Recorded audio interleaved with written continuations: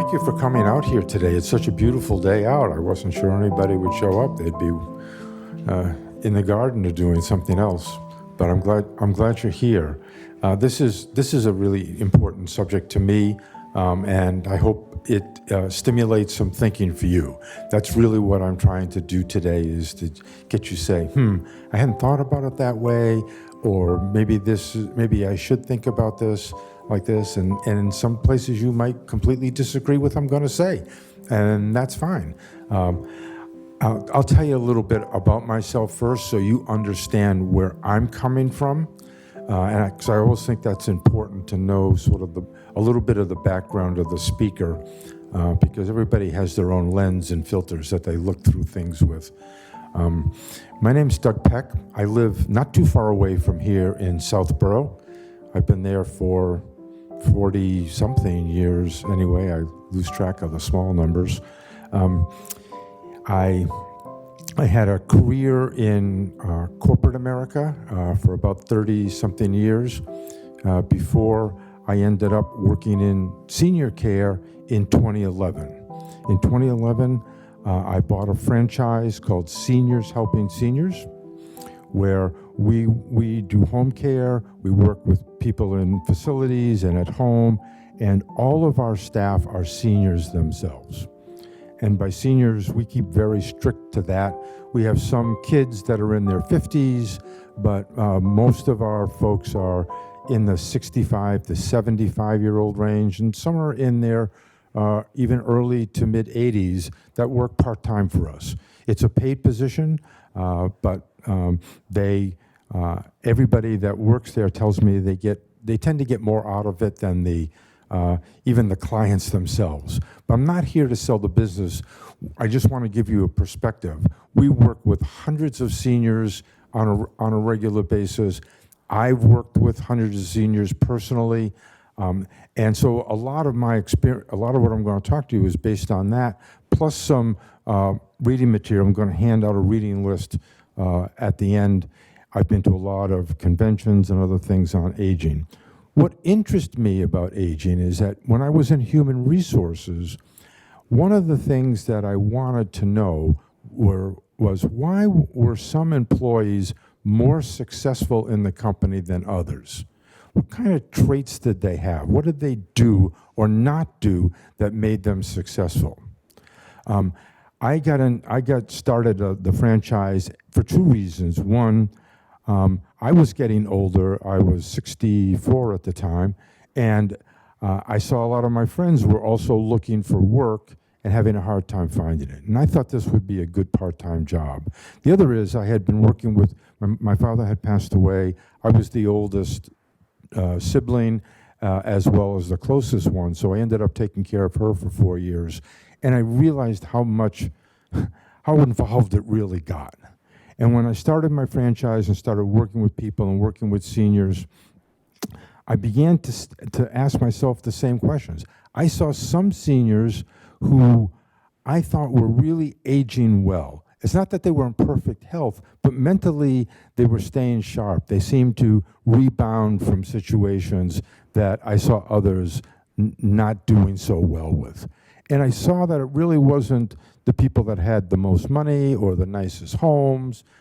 It was really more of a mental attitude. And I really wanted to find out what that was, because after all, I was heading there as well. I mean, there was, with my own vested self-interest to know that at the time, I was, again, 64, 65, and I knew, what is a 70-year-old who is aging well do? What does a 75-year-old do? What does an 80-year-old do? And having seen a lot of folks now, I have a better idea of really sort of what works and what doesn't work. Can I just say? They're on for president. Some of them do, yes. And I've been to some assisted living facilities recently doing this as well, and I am really surprised at how many 90-plus-year-olds show up here. And my last one of them at Hebrew Life Community in Brookline was 102. So we're going to talk a little bit about aging and what it entails nowadays. So why are we here today? I wanted also to paint a bigger picture for you, because I found that a lot of people really, I just need to give people a context. People don't realize that we are part of the oldest sort of cohort and largest cohort that's ever existed on this planet. There's never been a group of people this big and this old before. So it really is something new for just about everybody. And just the fact that this cohort is so big, we really have a big impact on the world, and we're really making changes to just about every aspect of society, and you're involved whether you like it or not, just by being in this cohort.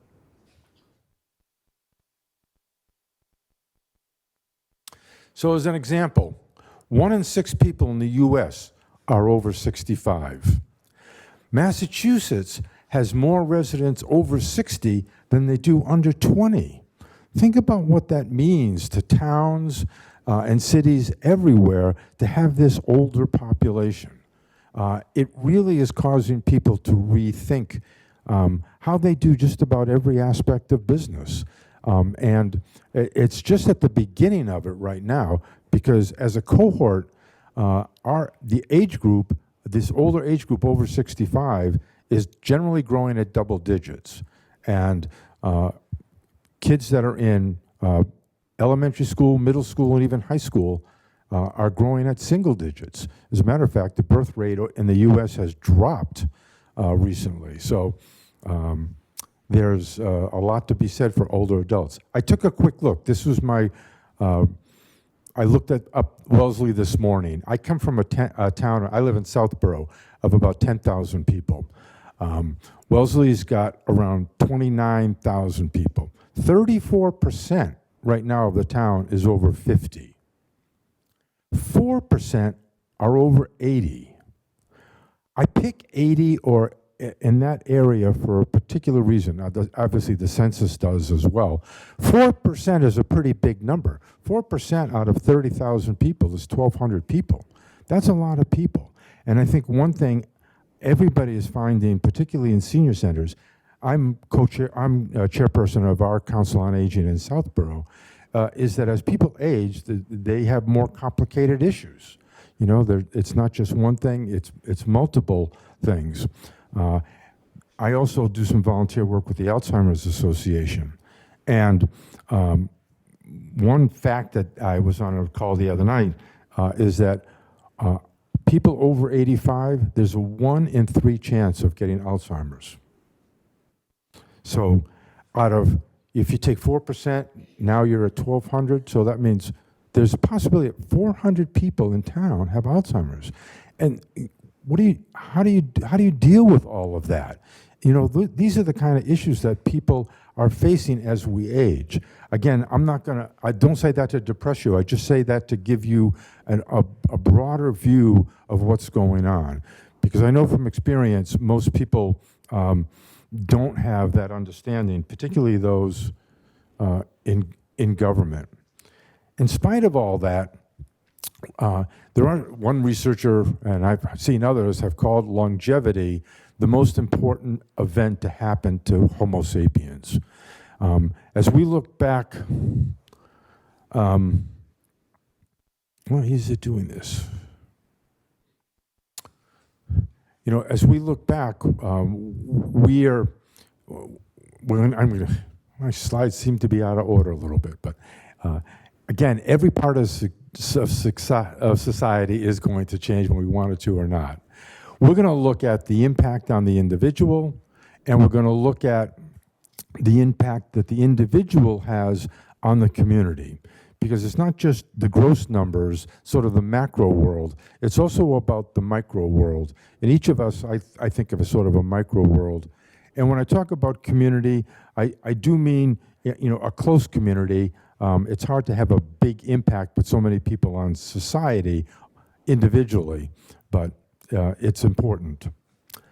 So I have a few goals that I've set out for this type of presentation. one for you to think about how you are aging. I think that's an important part. It's not just everybody's getting older, but it's the how about getting older. So what is working for you?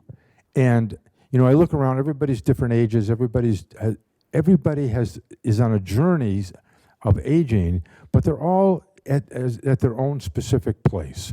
So it's hard to generalize about aging, what's working for you, but I'm going to talk about some things that in general are going to work. Some may apply to you, some may not. I also want to look at what's getting in the way, because I think that's really important to understand. There are some impediments to age well in this society, because we are so youth-focused still. And I'm going to talk a little bit about what aging on purpose means and why it's so important. The simple answer about aging on purpose, I mean about aging with intent. When I think about my life anyway, I know in the early days, you get married, you have kids. I have 3 kids. My wife was working 2 jobs. It's kind of a crazy, very busy time where you don't always have time to think about, so what does the future hold? What should I be doing? I know I didn't catch a breath till my kids were way out of college. But I think now people generally have more time, and they can stop and think about and be a little bit more thoughtful about what's the next year going to bring for me?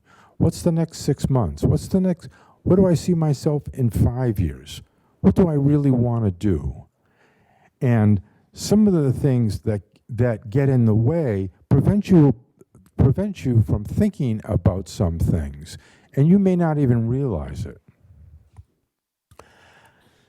So there's 3 things that I'm going to talk about. 2 of them definitely are speed bumps to aging well. One is the idea of change and how we react to it, and one is ageism. But first of all, I want to talk about what I call the longevity dividend. Throughout human history, really up until the early 1900s, people were really dying really very young. Even in the 1900s, 47 was the average age for people. Now it's 78 and really getting older most of the time. But early on, that was not the case. When your life expectancy was 18, 20, 25, even 30, it was a whole different ball game. Now I got to go back. I think of this time, any time after people would normally retire, whether it was 65 or 70, I see 10 or 15, maybe even 20 really good, healthy years where a lot is possible. I call that, for me, that's the longevity dividend. I call it a real gift, because at least for me, I have friends that were my age or a little younger that aren't here today. I'm sure a lot of you do as well. And I sometimes think, well, why did I get this gift and not somebody else? So for me, this is the serious piece that I really think that needs to be thoughtful. I think the gift should be shared, and I think there's a lot you can do, and part of that was going to tie into what you think your purpose is, but I think it's good to think of it as a gift, because that's a lot of extra years to have. When you think how much what's happened to you in any stage of your life for 15 or 20 years, whether it's going through high school, up through college, when you were 20 to 35 or 40, a lot has gone on and a lot has changed. Now you have that opportunity again, but to think about what it meant. But the key is, I think we're not just living longer, but we're also living healthier. We know about nutrition, exercise, we have a better understanding about cholesterol, heart disease, cancer. And again, a lot of it is a gift. Be honest with you, I had a heart attack 3 summers ago, and I was fortunate to have great medical care. I'm fortunate to be able to have the heart medicine and the cholesterol medicine to keep me going. And, you know, even though we still have aches and pains, and even though we still deal with things like this, there's no doubt that medicine and the current state of affairs has really extended everybody's lifetime. But also, they also made another very important discovery. Has anybody heard of brain plasticity? Some of you have. They used to think that at some point the brain just stopped growing. You know, it still worked, but it couldn't learn anything new. It was really just sort of there. You know, in a way, it sort of just filled up. But we have found that's really not the case. The brain never stops growing. It creates what's called neural networks. Neural networks are these pathways, and if anybody here is a doctor can tell me more about it than I can tell you. But it's like a muscle in some ways, is that you have to continually exercise it to be able to create the new pathways. I'm not saying that crossword puzzles, if you do crossword puzzles or play chess or do Sudoku, is not good for your brain. They certainly are for keeping you aware of things and for keeping you focused. But if you really wanted to grow into a new area, you have to challenge the brain a little bit. When I first talked about this, actually the first presentation I did of this back in September to a men's group in Wayland and Weston, I had a gentleman in the first row. He raised his hand. He said, "Mr. Peck, I'm 92. I started playing the saxophone 2 years ago." I said, "Really?" I said, "That's amazing." He said, "I love it." And, you know, and I said, that's exactly the kind of thing I want to hear. Learning a new musical instrument is one of the key ways to really develop new neural networks. The other one is learning a new foreign language. And as I've talked to people, I have found folks whose parents have come from Europe mostly over here, and they've heard, you know, in their house growing up Polish or Italian or German or whatever it might be, Russian in some cases, and now they don't have that kind of they don't have any fluency anymore, but they go back to try to learn that language because it really sort of connects them back to their past and back to memories of the past. So learning a language is another way to really continue to challenge your brain to learn something new. But for me, the important part was, and we're going to talk more about this, is the fact that he was optimistic enough to be able to think that he could learn to play at 90 the saxophone. If it's new to you, yes, and if you like to do it, yes. Anything that's new. So when you even, I'm not a doctor or a psychologist, but from what I understand, when you challenge yourself, so when you learn a new app, when you learn a new procedure, going through that's absolutely challenging the brain to learn something new. It's like anything else. You know, you get to be mechanical. If you play cribbage or if you play canasta, whatever, you can play that with your eyes closed. Your brain just takes over. It's not going anywhere new. Introduce something new, and the brain says, "Hey, what am I doing here? It's not the same old stuff. I got to do something new." So, but thank you for that question. So, we're going to talk about change for a minute, because as I meet and talk with a lot of seniors, one of the things I've seen is that the people who seem to be the happiest are also willing to change. Maybe not everything. I mean, after all, no one really likes to change the big things, but when change really starts getting in your way, that's when it's a problem. I like this because for two reasons. One, the caterpillar's talking to the butterfly. He says, "You've changed." The butterfly says, "We're supposed to change." And this is a bad pun, but change is not a bug in the system. changes the way the system works.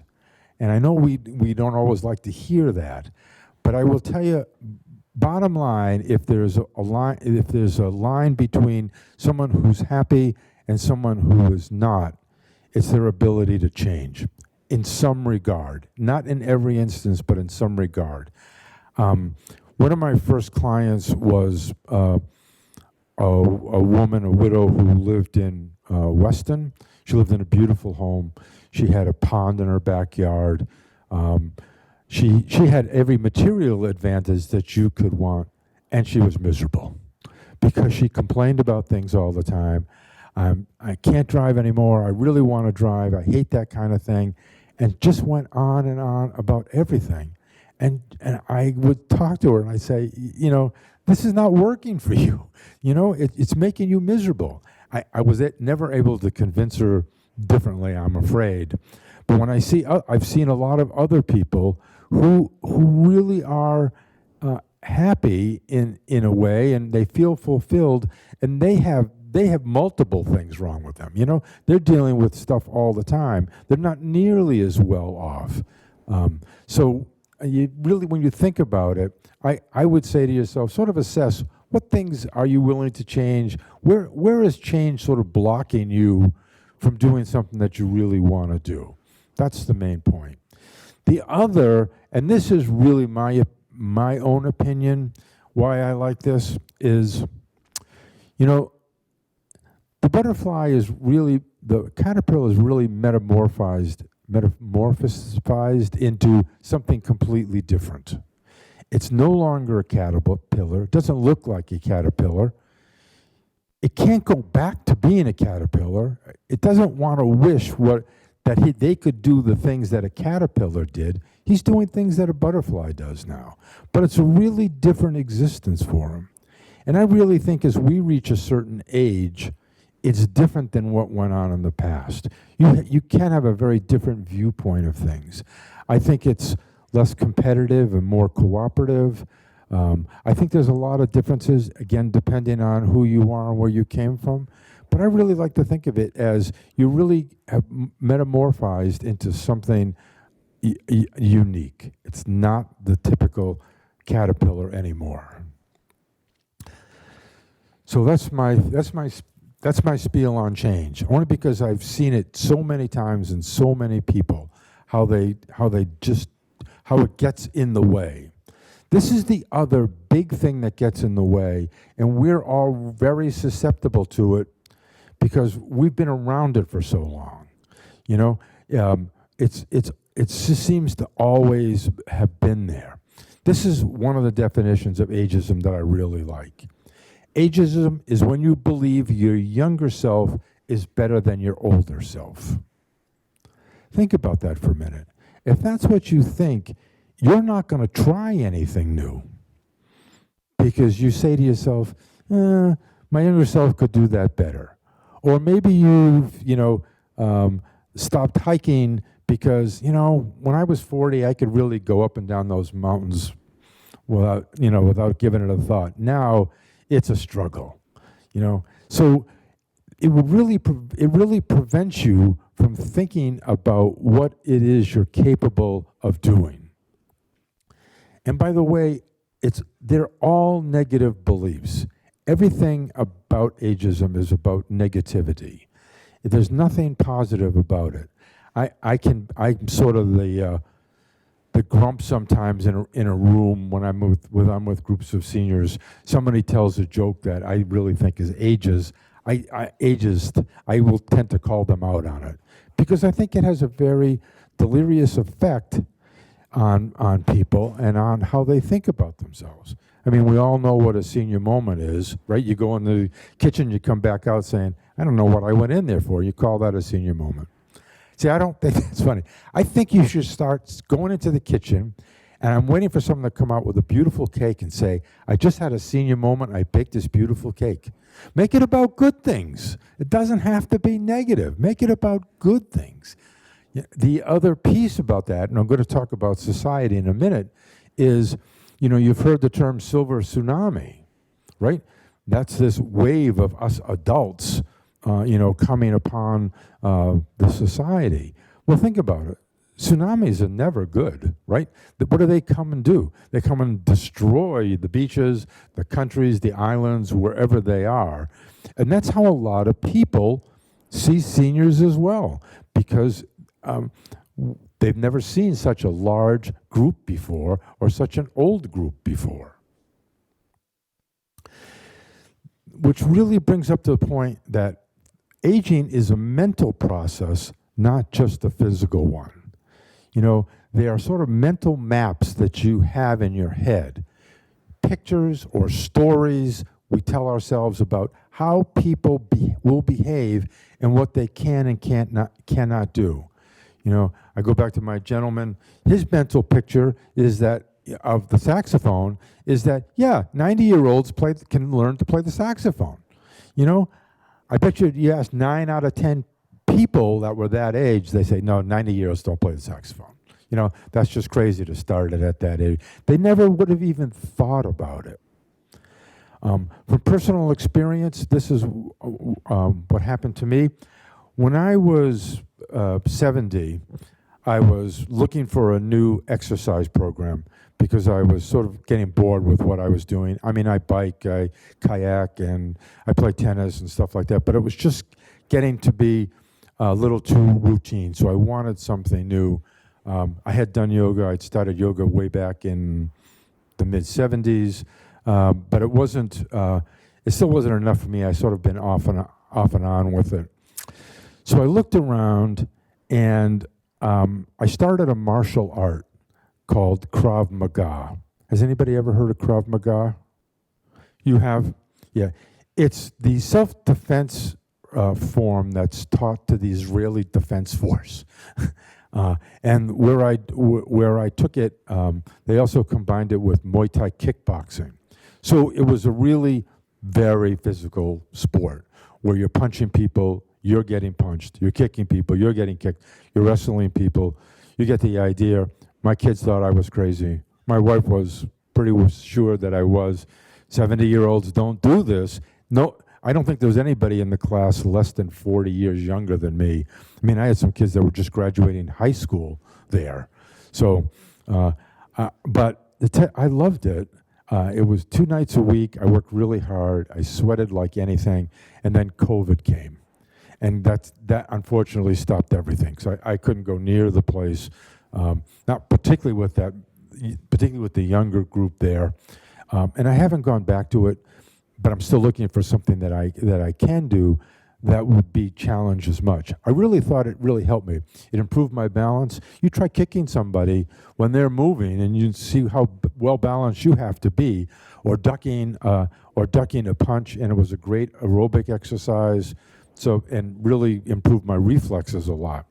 So it was really worthwhile. But it was because I wasn't afraid to do that, and I had a mental picture that, why not? I mean, I figured I'd try it and see what happened. It's just the worst that could happen. And I never got knocked out. No, they're very careful about that. Safety is a priority. It's just that it's really very physical. But so everybody, though, has these preconceptions about aging, and because of the culture that we live in, they tend to be largely negative, and we have grown up and internalized them.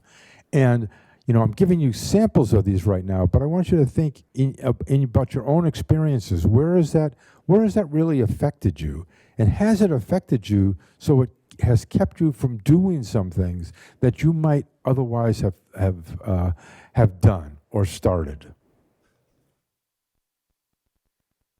It's also, the society also is still telling us about age in a number of different ways. And I have another example of this. Basically, it's still we're a very youth-orientated culture. So this is saying, society saying to us often, your opinion doesn't matter.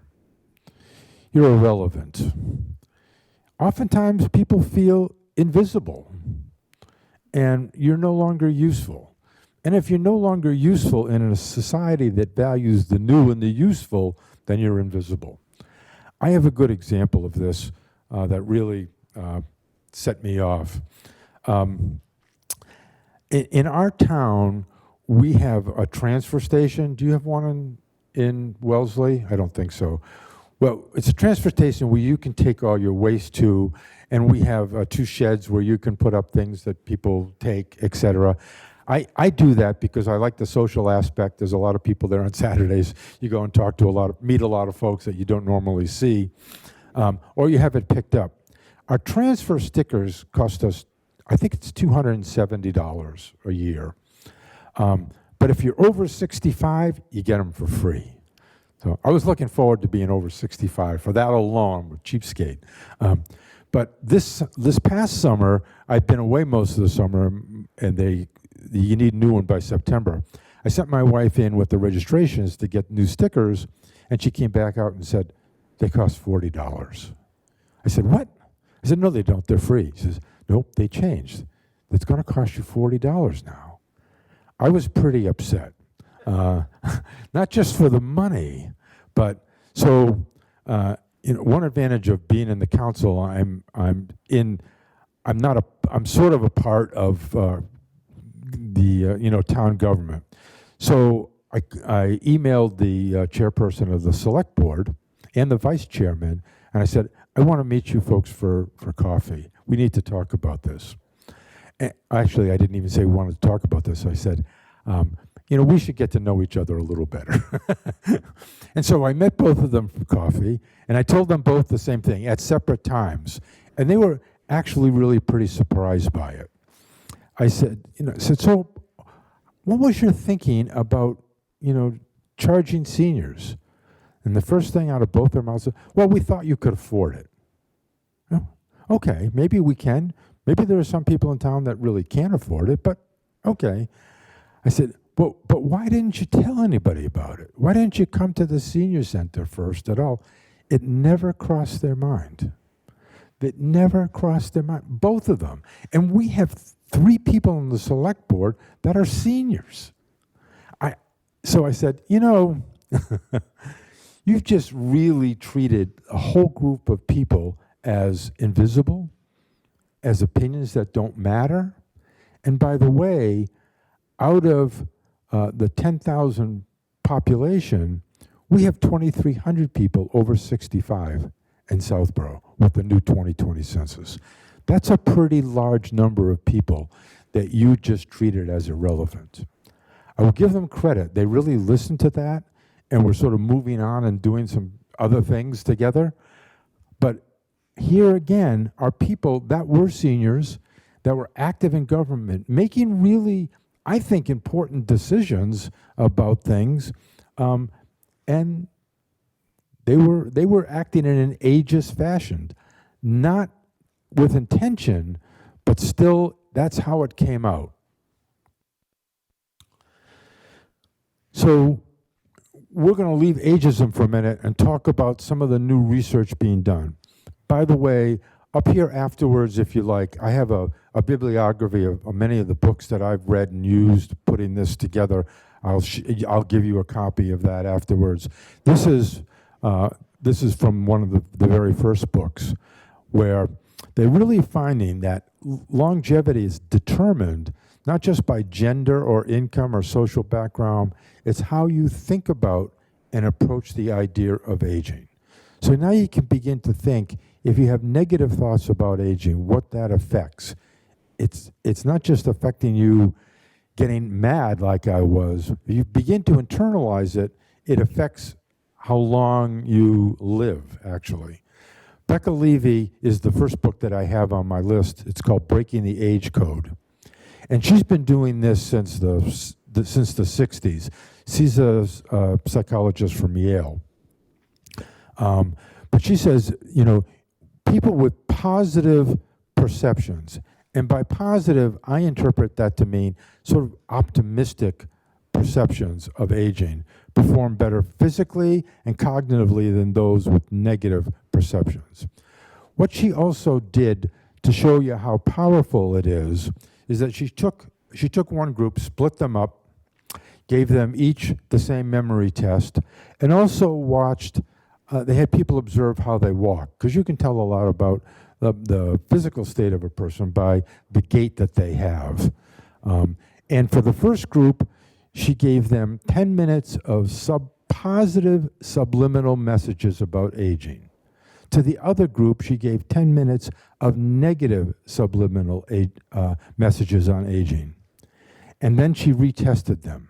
The people that had the positive subliminal messages performed better on the memory test, and actually, when they looked at their stride, were walking better. The people with that were presented with a negative subliminal messages performed worse on the memory test, the one they just took, and their gait actually deteriorated to a small extent. That just shows you how powerful ageism can be. I have a few quotes here from people, and again, I think everybody's sort of heard it, but it really is proven to be the case. This is from William James, who's really sort of the founder of modern, at least American psychology. He said, people by and large become what they think of themselves. And I think that's really true. It's true throughout our life, but it's really true about seniors. Because I see a lot of seniors that have a low regard for themselves. And these kind of age beliefs affect us psychologically. There's low self-esteem. Some people feel ashamed to be old. You know, why? Because society tells you it's shameful. You know, I've been doing these kind of presentations for a while now, and I've talked to a lot of people. I'm finding this is my own interpretation. When you're between 65 and let's say 80 for the most part, if somebody asks you your age, you resist telling them what it is for whatever reason. I just find that that's usually the case. People over 90 sort of celebrate that. You know, they say, hey, I'm 94. Everybody that's come up to me, I haven't had one person yet in the group who wasn't over 90 not come up to me and say, listen, let me tell you, I'm 94, I'm 96, I'm 102 years old. They celebrate. But before that, even if they tell you, you watch and you'll see that they hesitate before that because there's a little shame involved in that. And it's not that you have it consciously, it's because we've been, really indoctrinated into that. The other way, and this is why people don't live as long, you begin to develop fatalistic attitudes if you have these negative beliefs about declining health. So what happens? You don't exercise as much. You don't eat as healthy. You don't always take all the medicine that you're supposed to be taking. Because the attitude is that, well, is it really going to make a difference? The end game is the same, and that's what negative people have. And this is a really big stopper for a lot of people. I've known a lot of people with these negative beliefs. None of them are happy campers. So besides positive beliefs, I also think that a strong sense of purpose is really important about how, not just how long you live, but how well you live. I'm of the mind, sort of the butterfly. The world doesn't know it yet, but the world needs us. You can be an example of the new 80, the new 90, the new 95, and you really counter ageism not by giving in to stereotypes. I know my kids, and I think kids in general, they listen to you, but they don't always do what they say, what you say, but they will almost always watch what you do, and they'll do that. And I think as we age, all of us can be role models for what it's like to be whatever age you are. Because there's a whole group of people coming up afterwards that are looking for role models. They don't know it yet, but we know it. As a matter of fact, as medicine improves and our overall health improves, it's not going to be unusual for your grandkids to live to be 100, and for their kids maybe to live to be 110 or 120. longevity is really getting stretched out. There's a lot of research being done in it. So I think that's an important part of being older, of being like a butterfly, is to be that kind of an example. And one of the things I want you to think about, what kind of example do you want to be for people? Again, it's about intention. Purpose is how we get meaning and joy in our daily lives. I don't know what that means for you. I was at a facility actually just yesterday in Brookline. I saw some beautiful artwork on the walls by people that were there, and I know some of them were much older, in their 80s and in their 90s, and I could just tell by looking at it how much joy it gave a person to do that type of work. I have a friend who is an engineer, and you don't think of engineers generally as poets. Well, he's in his mid-80s. He took up poetry a few years ago, and he found that he really likes two forms of poetry: haiku, if you know what haiku is, it's 3-line Japanese poetry, and a version of haiku called tanka, which is 5 lines instead of 3. But he now has had a number of poems published. He participates in networking groups, some that have come out of Tokyo, some that have come out of all different places around the world. He's on calls. Good thing he's a night owl, because he can do that in a lot of the Eastern countries. But it gives him joy, and it really has given him sort of a real new sense of purpose, to learn more and to spread it. He has a poetry group now at the library. I usually try to go when I can, because I just find him so interesting, and the way he presents it is really very interesting. So it gives you goals. It helps give you goals and directions guiding you through life. And it's really more about the journey, not trying to arrive anywhere, but to sort of really have something, meaningful as a part of your everyday life. And it naturally will change over time. I want to get to a couple of other things. One is, the question is to ask yourself, what can I do to grow? And what can I give? Because I think that's important. I think as seniors, I've seen a lot of people sort of undervalue their experiences. Why? Because we always, in this society, we value the new over the old. And people say to themselves, yeah, I did that, but that was like 30 years ago. I'm not sure how relevant it is nowadays. Well, maybe that one experience isn't relative, but all of your experience is really very relevant. You've got a much broader view than somebody who has 10 years, 20 years experience, just by being on the planet as long as you have. Going back to seniors, helping seniors for a quick second, people ask, do we train new people coming in? I say, well, we really look for people with 40 to 45 to 50 years of experience, and common sense. You don't train that. That's just built in to you. And that's a really valuable thing, and I hate to say it, often missing in today's society. Another way what do I really love to do? You can also ask yourself, so what do I want my legacy to be? Everybody leaves some kind of a legacy. So this is the time to think about, what do I value that I really want to leave behind? It also, though, helps you embrace change, because you're learning. Usually when, whatever it is you're doing, you're learning from it. It's important because it often fosters a sense of community.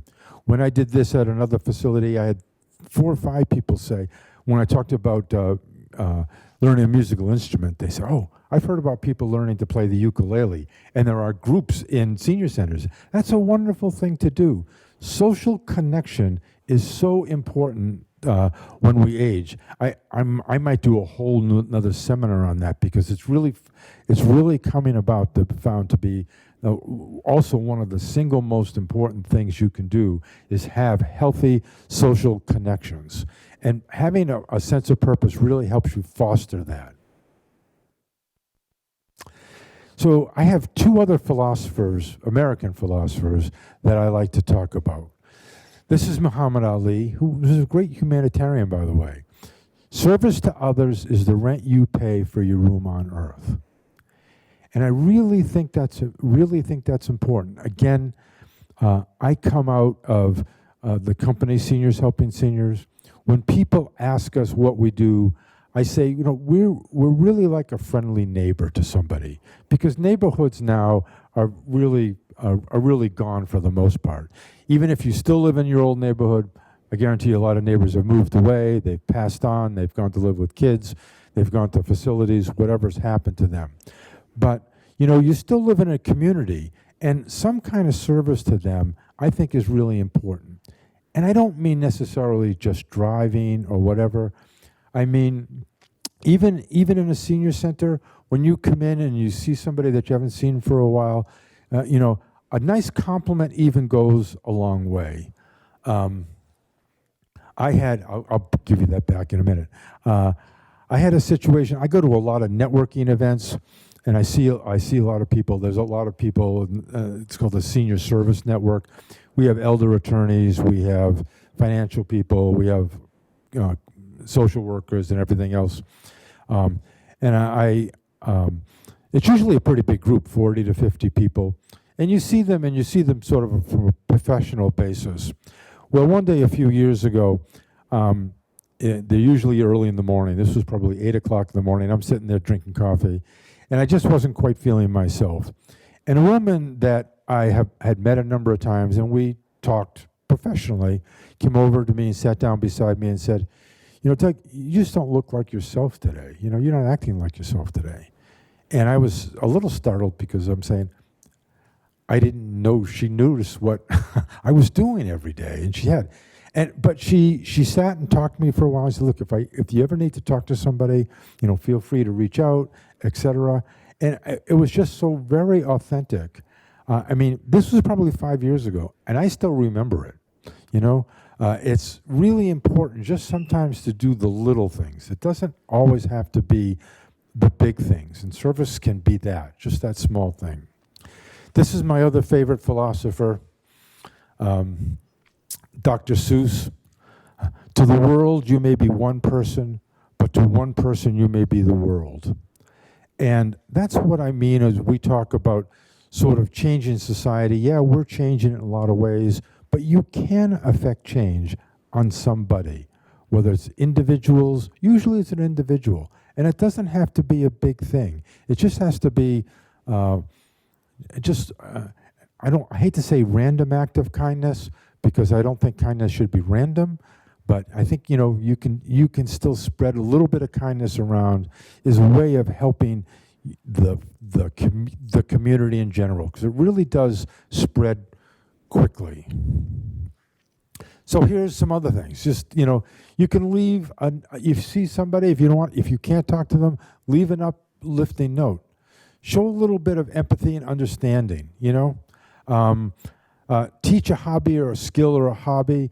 I was again at a facility a couple weeks ago where someone was trying to get a new mahjong group together, and they didn't have a teacher. And one person raised their hand. They just came into the facility from Florida. She says, "Oh, I can teach you mahjong," and everybody said, "Okay," it's just another way just to be a little bit of service.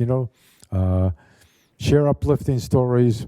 Keep a gratitude journal, because again, I think we all have things to be grateful for, and it's a good idea just to note them down, even if it's not on a regular basis, from time to time, because again, I think we're all living the longevity dividend, and it really is a gift.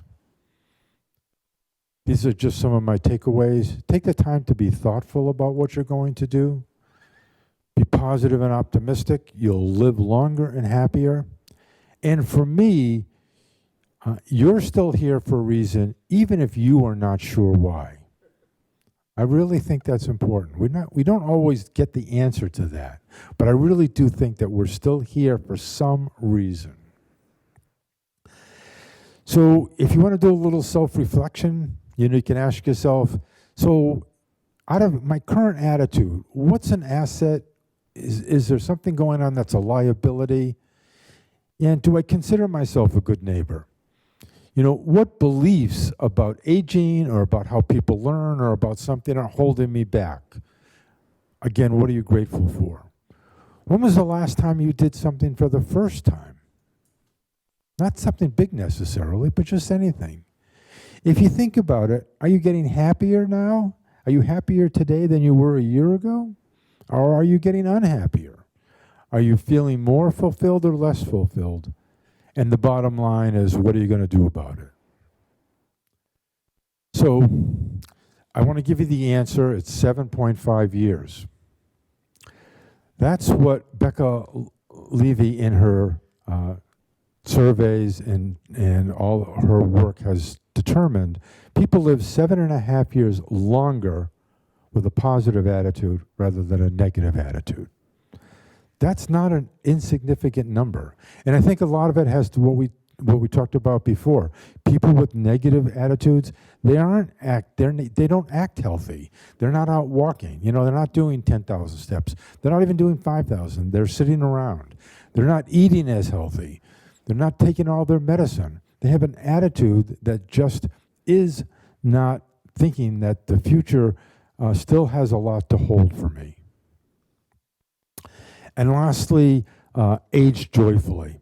And I know for some that's a contradiction in terms, but I think it's real. Does everybody know what a trigger is? I've been driving in Boston a lot. So I get triggered a lot by people cutting me off or not going through not going through yellow lights, whatever it might be. And it's always something negative that sort of hits you and gets you going in one direction. Well, there's a new thing out called glimmers. And glimmers is the positive side of things going on around you. I had a client with dementia, and we used to walk once or twice a week, and we used to do it at the Natick Mall, usually before it opened, just because there was a flat surface. He was easier he was more mobile on that. But we'd always see parents in there with these little kids, a year or two, bouncing along, running. I see a big smile on his face. That was a glimmer. That's a little positive thing that happens to you. And I really think they're all around us, but we're so tuned to looking at the negative, we miss them, And I just say, just look for glimmers and you're going to see them, and it's going to make you sort of age more joyfully. So that's it. I'm glad you came. Does anybody have any questions or thoughts? Yes.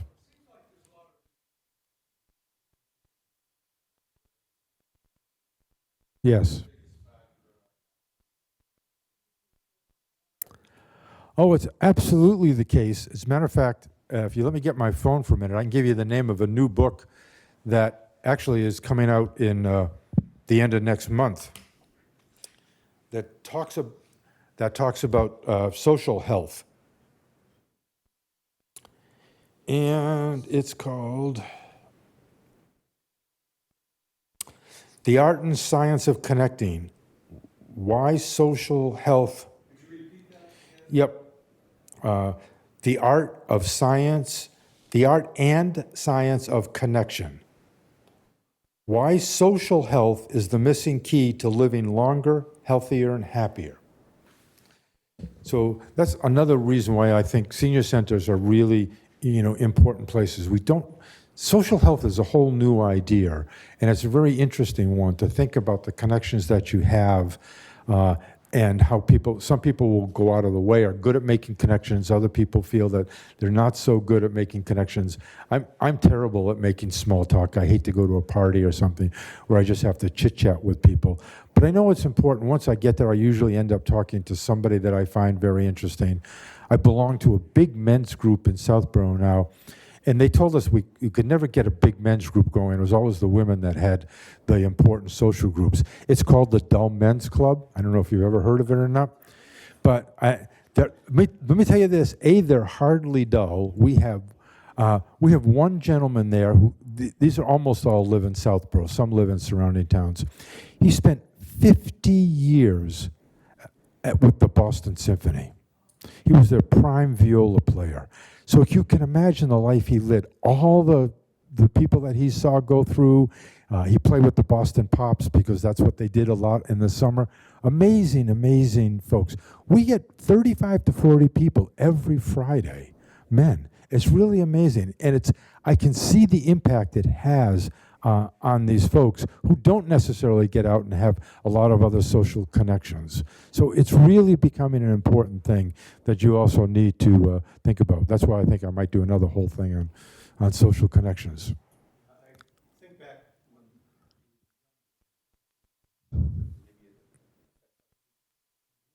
saw people who were older, let's say someone in the 80s. Right. You saw them as being Mm-hmm. get there. You actually know you're the same person you were Right. younger, looking out at you. Right. So Yeah. personality and those kind of That's what you are. that way all of your life. It is. You get to be that age, you certainly don't feel that way. You don't. That's right. That's right. That's absolutely true. I can remember my father saying to me, he was 84, and he passed away just shortly after this pancreatic cancer was. He says, I'm 84, but I really feel, I don't know how I got here. I still feel like I'm 18, But I say that, I just don't want you to act like you're 18 in the sense of sort of frivolous with all the time ahead of you, You can be a little more thoughtful for that. But I think everybody has, the inner self doesn't age as the older self does. That's for sure. Well, again, thank you very much. Thank you for coming. I'll pass these out if you'd like one of these.